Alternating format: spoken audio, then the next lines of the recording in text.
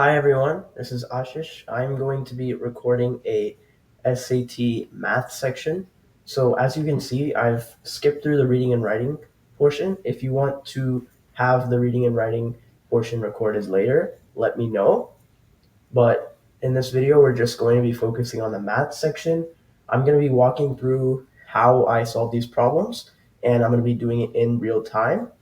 And we'll start with module 1. So I'm going to click the next button here. This is a practice test on Bluebook, by the way. Okay, so now we're moving on to SAT, Digital SAT Math Module 1. And we're going to skip the break. Okay. So, it's asking which frequency table correctly represents the data listed. So 4 has a frequency of 4, 8 has a frequency of 3, and 13 has a frequency of 2. So the answer should be A here. Because frequency just means how often the number appears on the data set. Which expression is equivalent to this? So we can factor this out. So we want to find two numbers that multiply to -40, and when added together, they're positive 3. So we can just look at the answer choices here. You can see, well, if you think about it, 8 and -5 are two numbers that if you multiply, you get -40, and 8 minus 5 is 3. So it's going to be x plus, so your two factors are going to be 8 and -5. So your answer is going to be x plus 8 and x minus 5. Now you can check this because, so if x is 5, it's going to be, the whole expression is going to be 0 on this answer choice. So if you put 5 as x here, you get 25 plus 5 times 3, which is 15, which is 40. 40 minus 40 is 0. So both of the expressions lead to 0 when you plug in 5, so you know this is the answer. J walks at a speed of 3 miles per hour and runs at a speed of 5 miles per hour. So walks for W and runs for R for a total of 14 miles. So 3 times W is going to be the total miles he runs by miles he walks. Sorry. So speed times time is distance. So if you have a speed of 3 and you have a time of W hours, your distance is going to be 3W. And similarly, if you run at a speed of 5 and you run for R hours, your total distance ran is going to be 5R. So it's 3W plus 5R equals 14. Because he does this for a total of 14 miles. So ABC, measure of B is 52 and C is 17. So in a triangle, all of the angles add up to 180 in their measures. So you can just do 180, and we'll use a calculator. 180 minus 52, which is one angle, and then 17. So you're going to get 111, which is the measure of the remaining angle. This graph represents a total charge in dollars by an electrician for X hours of work. So one-time fee and an hourly rate. So one-time fee is going to be the y-intercept, which is how much is charged if 0 hours are done, worked. So the slope is going to be the rate, the hourly rate, because every hour, which is X, you're increasing the total charge bit by bit. So the slope is going to be the change in the total charge, which is the hourly rate.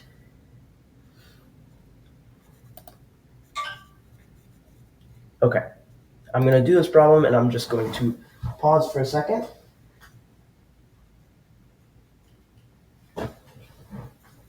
Okay, so now we're on problem 6. I will remove that.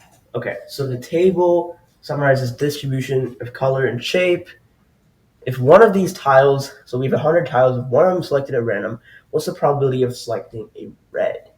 So red, it says a total is 30, and we have 100 tiles. So it's just going to be 30 over 100, which we can simplify to 0.3. And we just move on. By the way, the way to produce these student-produced responses are right here. 0.3 should work because it's just 30 over 100, and that's 0.3. So population of 50,000 people, 1,000 were chosen at random and surveyed about proposed piece of legislation. Now, from the survey, 35% support with a margin of error of 3%. So it can be within 3% of 35. So 32 to 38% of 50,000. Oh, not 50,000. 1,000. So you want to look for a number that's going to be within, that's going to be plausible. So whatever you have from this sample of 1,000, you're going to have to multiply to 50 to generalize it to the population, because the population is 50 times the sample size, which is 1,000. So if 35% of people out of 1,000, so that's going to be 0.35 of 1,000, 350. Now, as I said, you have to multiply by 50 to generalize this to the whole population. It's going to be within 17,500. Now, obviously, there's a margin of error. So you know it's going to be close to 17,500, but it's not going to be exactly that. So you can say the answer is C.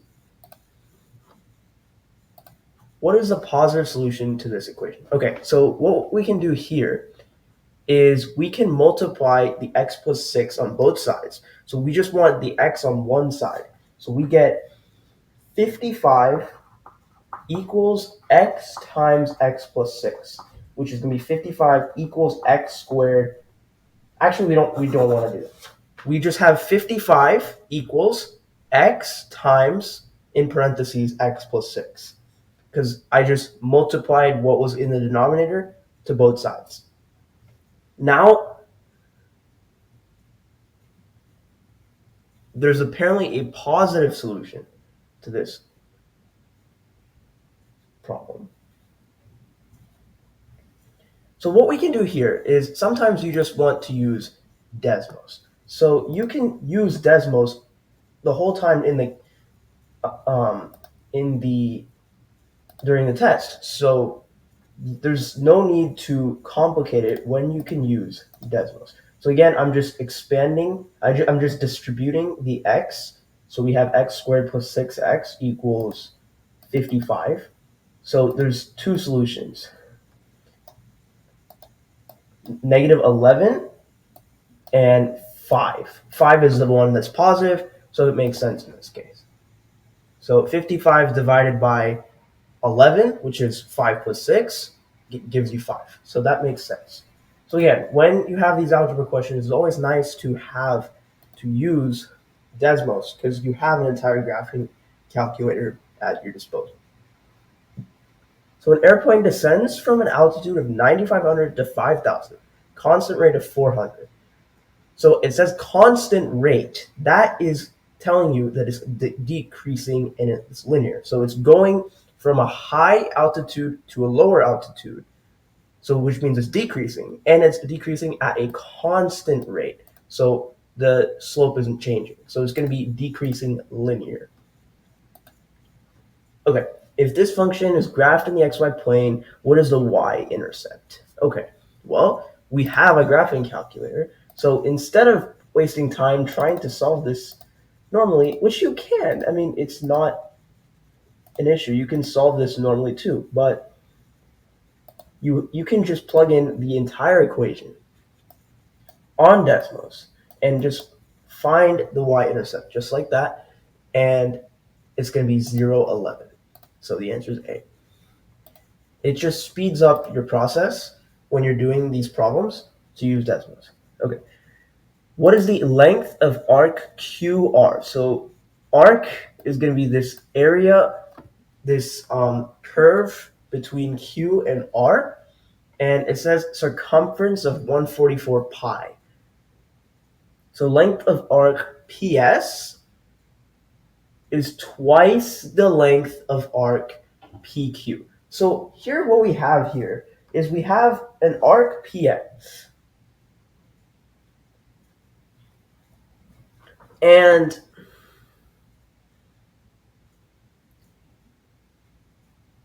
so the circumference is 144 pi.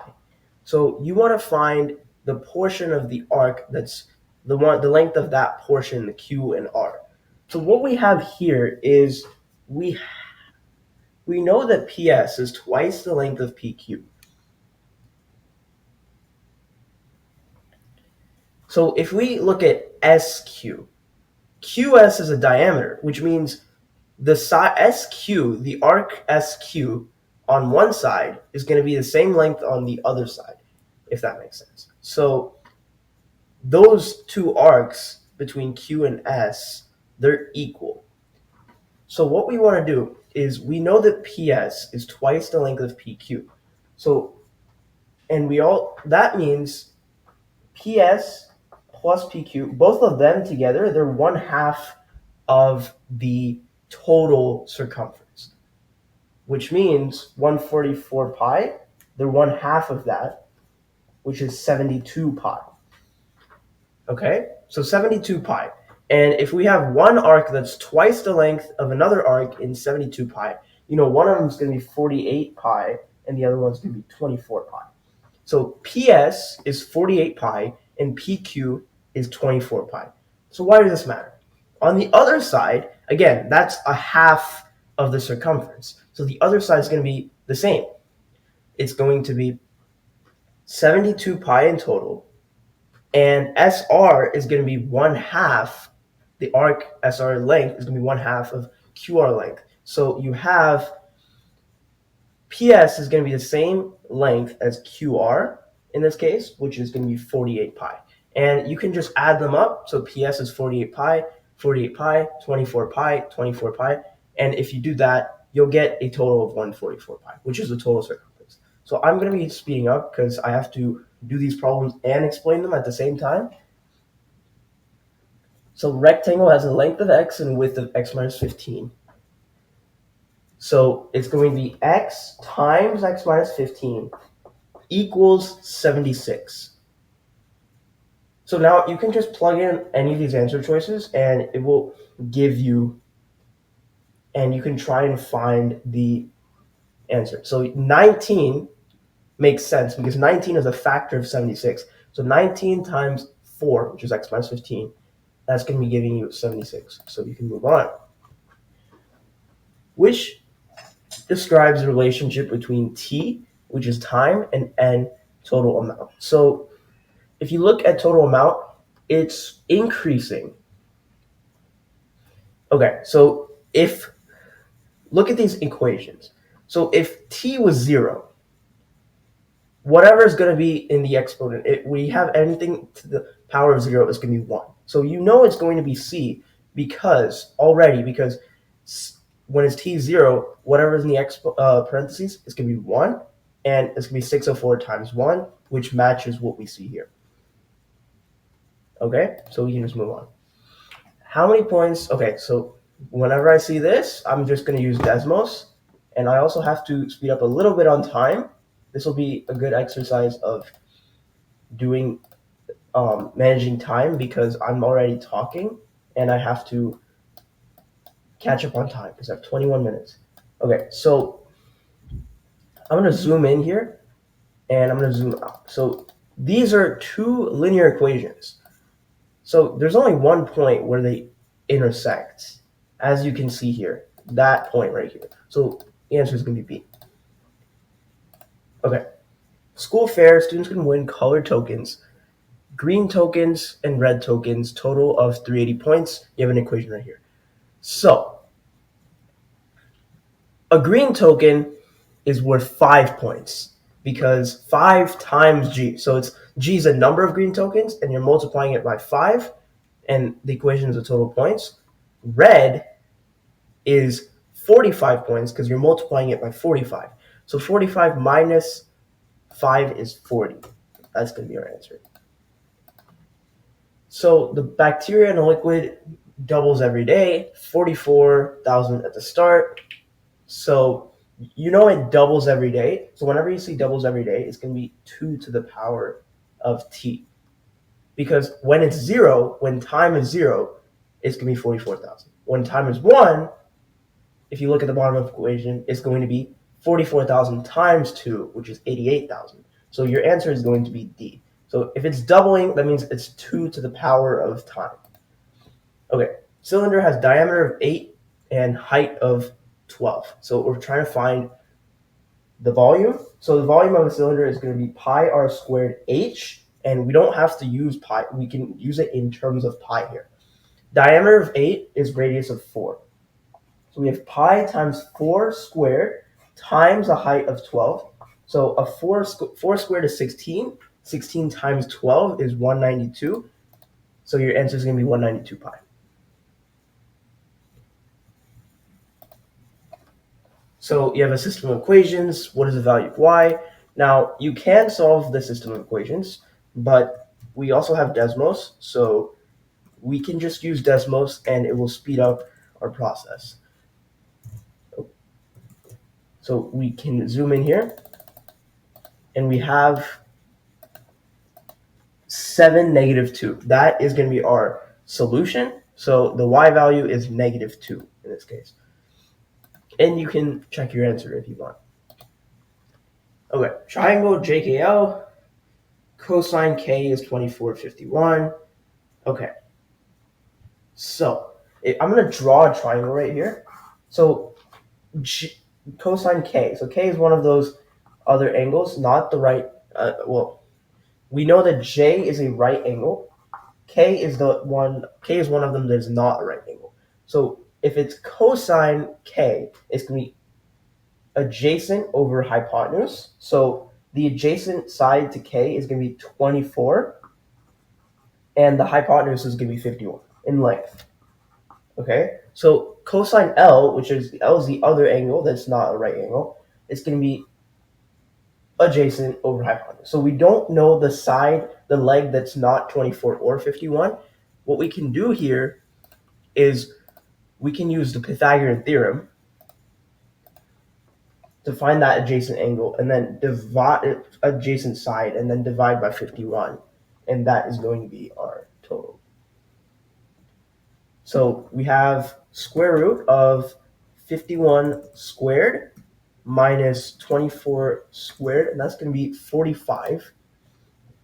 That's going to be that other leg's length, so you know it's going to be 45 over 51, which we can simplify to 15 over 17.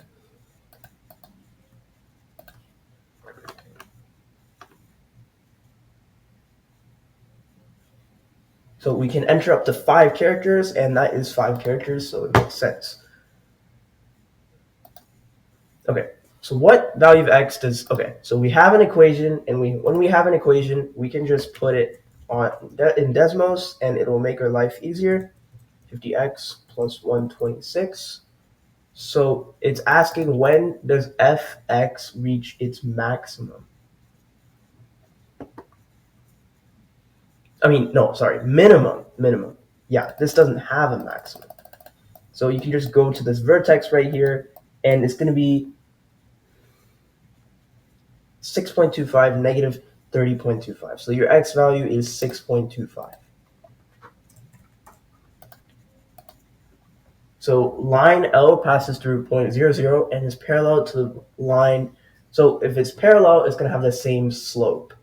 If it also passes through 3D, so you know it's going to be y equals 8x plus or minus something. And you know that it passes through 3D. and it passes through 0, 0. So if it passes through 0, 0, I'm going to show this on Desmos here. You know that y equals 0 when x equals 0. So y equals 8x is the only answer that makes sense, only line that makes sense, because it has the same slope, so it's parallel. And when x is 0, y is 0. You can't have a y-intercept because it has to pass through, it has to pass through the origin.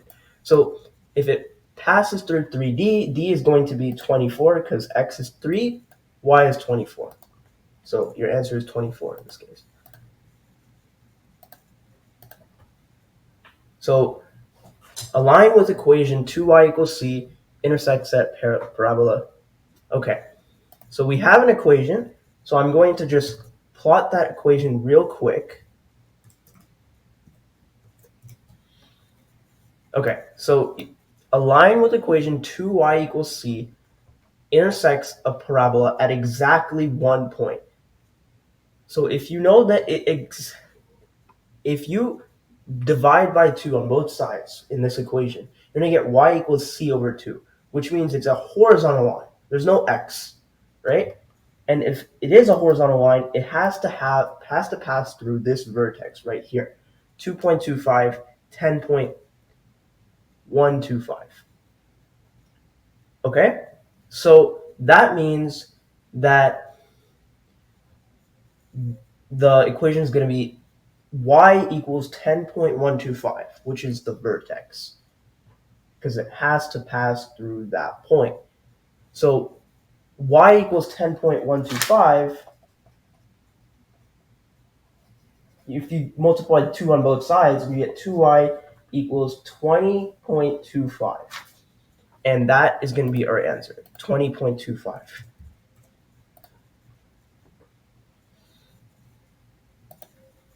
Okay, so we finished the math section with 13 minutes to spare. So yeah, main takeaway here is to use Desmos when you can, because Desmos will make life a lot easier. And in general, use your calculator and show your work so you don't miss anything. Okay, so in another video, I will include the module 2 of this same practice test. But yeah, thanks for watching.